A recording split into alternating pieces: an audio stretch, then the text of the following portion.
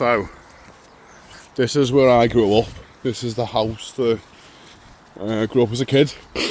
And that window there used to have a shed underneath, and that's how I'd get out. I'd just climb out my bedroom window, climb to the shed, down over the wall into the park, off with my best mate, doing all nighters. It used to have glass on the wall, but people did get in a few times. Someone nicked our rabbit once, and I had a pet squirrel at one point. But yeah, tragic story. And I'd climb back in through that bathroom window because we had like a outside shed that get me up more. That was good for down, that was good for up. And look at that, like that was Pat, the little old neighbour who lived next door. And she's, I think she's still alive because last time I walked past I seen her in the window. Look how rough her house has got. She was older than I was a kid. I'm not messing, it's like over 30 years ago. But yeah, I'm going to walk up now. I'm going to walk round the front, down into Gorsedale, down through Poulton. Just to see. Just to see.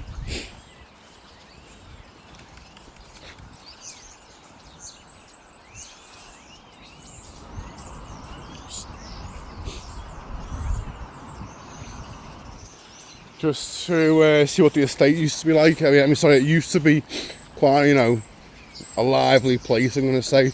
Not, it was rough, but I don't think it's nowhere near. So we're going to have a little walk through. So this is a walk through Poulton.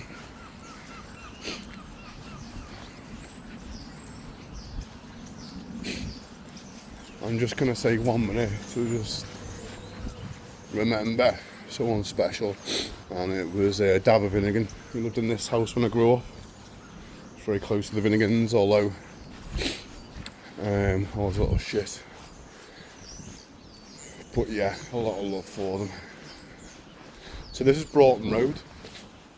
This was my childhood street, and it was a good road, it wasn't bad. There was 10-15 of us who lived on it, and we'd go to the park, play in the bowlies, get up to all kinds of mischief. And the next road was Kingsley, where my best friend lived, who sadly passed away now.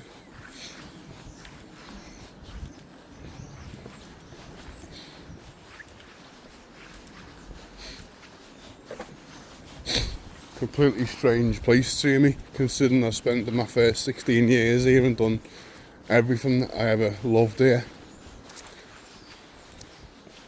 Well, not everything I ever loved, like, but you know, it was some really good memories. And this is Pat's house that I just talked about there. I feel like knocking and saying, you know, you're okay, here's my number, if you ever need anything, let me know.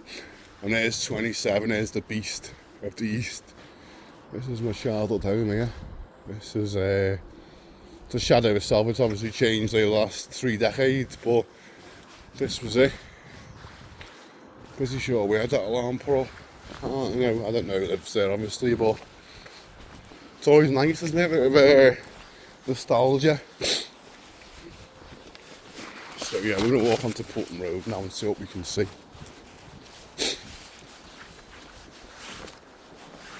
Poulton Road is like it's unpredictable. It has its you know, quiet areas and not so quiet areas. The further you get towards Seacombe, the louder it gets, I'm going to say. Just look at these houses, I guarantee, yeah, the people when I was a kid lived here. Enabled police, watch that, them signs. These houses have probably got the original people in from from when I was here, I mean, that are just old now. You can see where everything's just got a bit of oldness to it, even that alarm system. And you know, getting through the gates to get walked through. That's where my mate lived. There was so many of us that lived everywhere that just went out. No phone calls, no texting, just meet at the park with a footy. Found a golf club once, it was the best thing ever. When we say found this, someone bought it for like 10p from the charity shop and we all went and got one. Spent days just knocking grass around, because we lost all the balls in the end. But it was a fun day out. Coming out with the golf club to hit some grass. Yeah, I'll meet you in the park. I'm just going to get changed, ask my mum from loud out. Wesley Motors used to be there, it's now a house. Ugly one at that. On a main road like this. No offence if you live there, I'm going to go to the house, not you. This used to be my local shop, it's changed 150 times over. There's so other sniffing guys, I'm still a bit rough. Ilford Road here, and there's allotments down there or something. But this used to be called TJ's, this place here.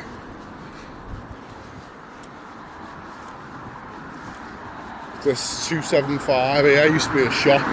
TJ's owned by an English couple. It was like a posh shop really, because they're a little bit more expensive than the other one. If memory serves you right. But I've got a good tale now as well to tell, and I would love an answer, but I'm never going to get it. So, these were all garages, these houses. And we used to just obviously get in one and sit there with a car seat in there. We'd smoke some weed and have some cider. Have some good times around here. When we were older, there were billboards as well in the next one. So, what we're going to do here is have a little story. So on this house on the end here, used to live my best friend.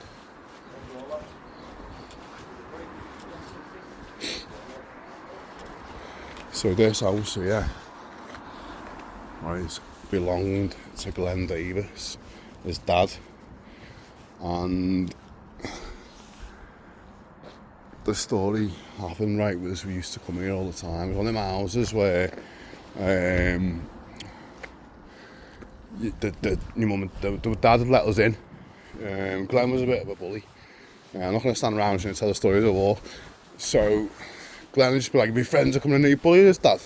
It wasn't that nice. His dad's local window cleaner, Charlie. And the mum was, she was an alcoholic who just lived upstairs all the time in the bed. Like off this country. You'd never see him that, but Glenn was obviously get the shop by me this. He had everything, the latest computers, everything. And one night we'd gone out, we had drinks in his, and his dad had a go with him. And he went to attack his dad and stuff, we pulled him out. We went for a walk, and we went to Wallasey village in a park. Glenn was in a bad mood and he'd started kicking off on someone, and one of the lads had a fight with him. He stood up and said, you know what, fuck yous all.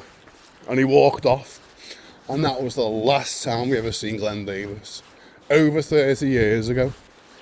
We've seen his dad, we've asked him. Oh, he's moved away. No spot of him on social media, nothing. Nothing whatsoever. Glenn, to this day, all his closest people that you would have contacted who were nothing to do with it, all there tonight. I've not seen him.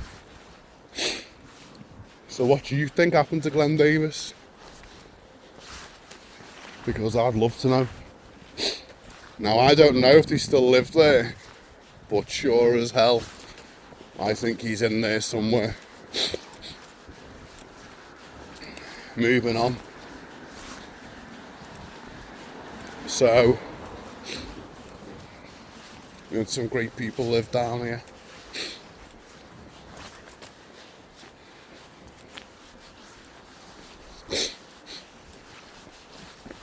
We had the Loke family just on the right here, right near the Pugh family, which I've got a lot of love and time for.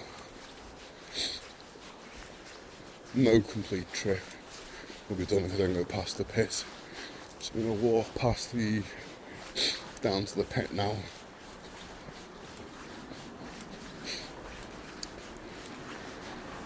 But yeah, this used to be the Pugh residence, as you are. Great family. I was going to cut down here, but definitely need to get the pit in from down here.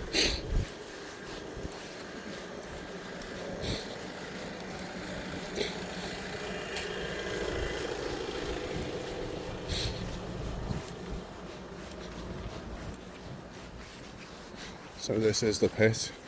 You know, I come from an area where it wasn't the best. I didn't have a good family life, so you know, we did stupid things here with, you know, like stolen motorbikes and stuff. I'm not saying I stole them, I'm saying, you know, people sold them to us and shit. But you do get groomed a lot, even back then, with things, you know, what to do. But this is the pit. Scored many a goal here for my team, and the having a kick around with the lads. The Moody's used to live down here. Amazing people, more than you can ever imagine. Just up there in the corner used to be the park. I believe that's gone now. Just overgrown shite. But it was a good point to see people, because if you were there you could see everyone who entered. So if you had people turning up to fight, you know they're there. Unless they come from behind you in the park. But no one was that clever. You always stay at the bottom of the park as well, to give you a little bit of edge. If you come from both directions, you know, that hut there was another exit, if needed. You're talking carloads.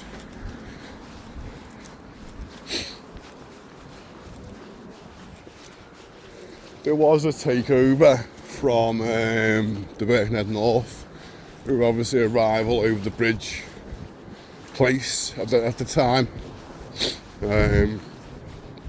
On the new estate down here, which is Cherrybank, a lot of them moved in there, so there was a bit of tension to start with, but you know, everyone got on the end. That's what's good about these places.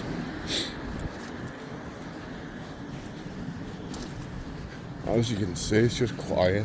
It's early. People have got jobs. People go to work around here as well.